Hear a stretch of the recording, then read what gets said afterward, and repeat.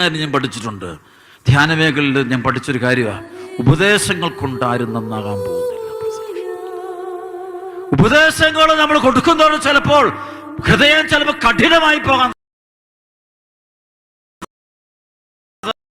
വളർത്താൻ പറയുമ്പോൾ കുറച്ചുകൂടെ അവന്റെ ഹൃദയം കഠിനമായി പോകുന്നത് ഞാൻ കണ്ടിട്ടുണ്ട്.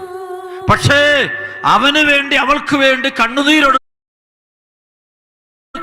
വിശ്വാസത്തോടെ ദൈവത്തിന് മുമ്പിൽ നീ പ്രാർത്ഥിച്ചാൽ അവിടെ കാണാൻ പറ്റും അടയാളം, അത്ഭുതങ്ങൾ, രോഗശാന്തികൾ, വിടുതലും ഒക്കെ സംഭവിക്കുന്നത് കാണാൻ പറ്റും. അപ്പൊ നമ്മുടെ കുടുംബങ്ങളുള്ള സകല പ്രശ്നങ്ങളും തീരാം. ഒരുപക്ഷെ മക്കളുടെ പഠന തടസ്സമാകാം, ഭാവി തീരുമാനങ്ങളുടെ പ്രശ്നമാകാം, വഴിവിട്ട ബന്ധമാകാം, വിശ്വാസമില്ലാത്ത മക്കൾ കാണുമായിരിക്കും.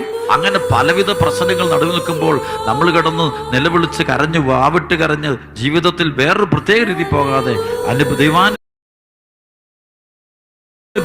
വഴി അനുഗ്രഹങ്ങൾ നമ്മൾ സ്വന്തമാക്കണമെങ്കിൽ നമ്മൾ കരഞ്ഞ് പ്രാർത്ഥിക്കണം.